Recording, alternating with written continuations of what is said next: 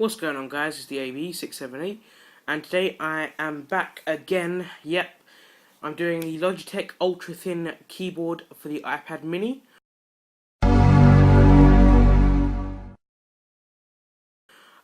It's awesome. It's a fantastic device. I've been using it for just about a few days now, I think 2 or 3 days. So I have opened the box already, but I put it back in the box for you guys because I know some of you guys do like having a look what comes inside the box. So yeah, this is the one. This is the black one. It does come in white as well. So I'll take you around the box. It's very nice packaging actually from Logitech for a change. So obviously you get a big picture of the keyboard connected to a white iPad mini. The name at the top there, Ultrathin Keyboard Mini, which is quite a nice name actually. There's a side view of the keyboard, which is really thin. It's very thin. You get some barcodes and stuff. On the other side, there's a tab which we'll pull out to get the keyboard out, and on the back, there's a picture of a black iPad mini connected to it. Yeah, so there's just a picture of that. It says it has magnets to easily attach to the iPad, and it has the lock and wake function, which is pretty cool. Which you would expect for a keyboard this kind of price range. It's about the RRP is $69.99. I managed to pick it up from Amazon for about 60 odd quid, so you can pick it up from there.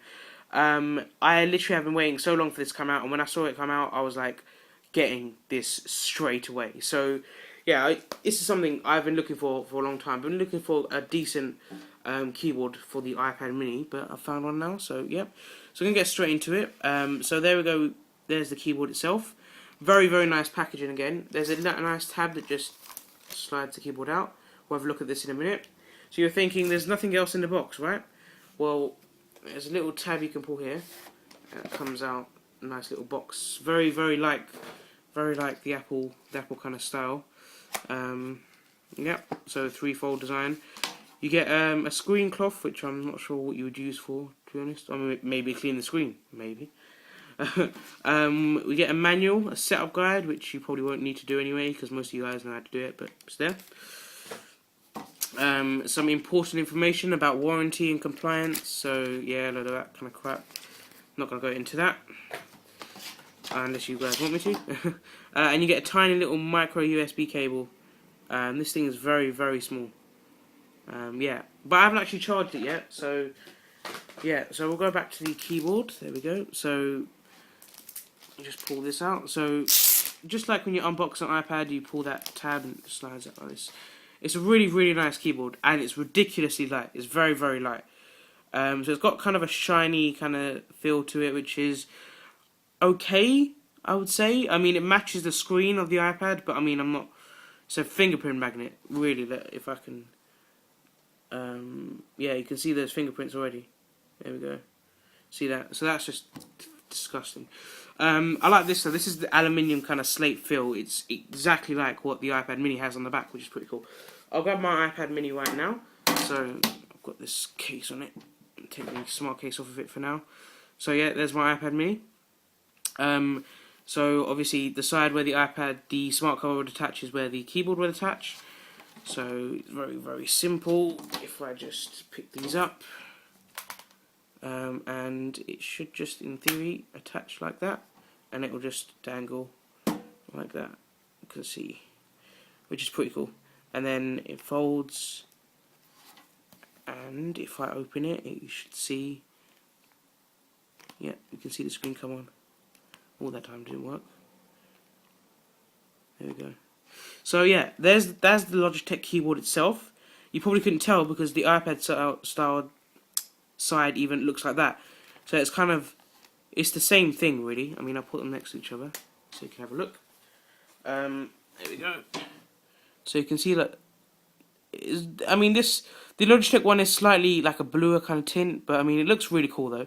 And I mean, that's like an Apple product. This Logitech keyboard, which is really cool. I do like Apple style products. So I'll put it in its standing mode for now. So there it is now docked on the keyboard, and I can just swivel it around so you can see what it looks like.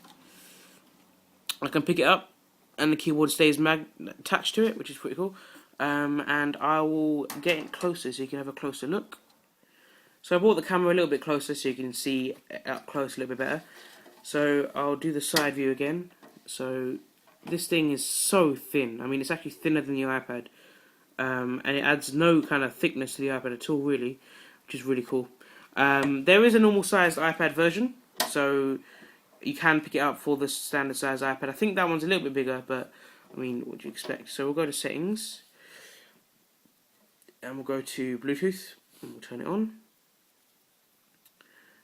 And then we'll turn the switch on side, which is here. There, just turn it on. Turning to pairing mode. The blue light on the keyboard is now flashing. You can probably see it there. So it says here Ultrathin keyboard mini. Click that. Connected straight away. The cool thing that actually I noticed about the iPad is I have a Bluetooth Logitech adapter that connects to my speakers upstairs, and it actually, the iPad lets me connect to that and the keyboard at the same time, which is pretty cool, I think. So there's that. We'll do some tests on notes. Make a new note. So say hi or let's hello. Hello YouTube. Why not? I am terrible at typing, but there we go. So yeah, it's really cool. You can see hello YouTube. I can do this sort of rubbish and type and all that kind of rubbish. But yeah, so you can see it works. It's a keyboard. What do you expect? So the cool thing about this keyboard, it has iPad specific keys. So I can hit the home button on the side of the keyboard and it goes to home. I can double tap and it opens the app switcher. It also locks it, so I can press function, this function key down here, and then number 1, and it will lock my iPad. And there we go, press spacebar, unlocks again.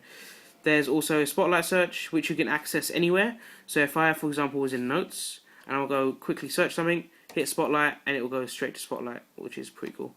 There is also a photo frame button, which is there. There's also a Siri button, so I can press this and that. Generally when I use Siri, or when I've got all these tweaks running, it crashes my iPad, so it's not a very good idea. I'll go back to notes really quick. So it has new shortcut keys. So if I tap there, I can go through the keys with the arrow keys, obviously, but it's not selecting anything. And normally you'll press Shift to select it, which you can. So if Shift and select, you can select the keys, the text you're typing and everything. You can also press function and it'll select a bulk of it.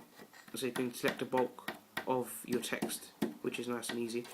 There's also, so if you say select that bit of text, I can cut it. So cut, and then paste. So you can also hit copy and paste, and paste. It should paste. No, okay, fine. So yeah, but it only works once. But it's pretty cool though. I think it's really cool. It works perfectly. Only thing I'd like is if it was backlit, but that would probably drain too much battery.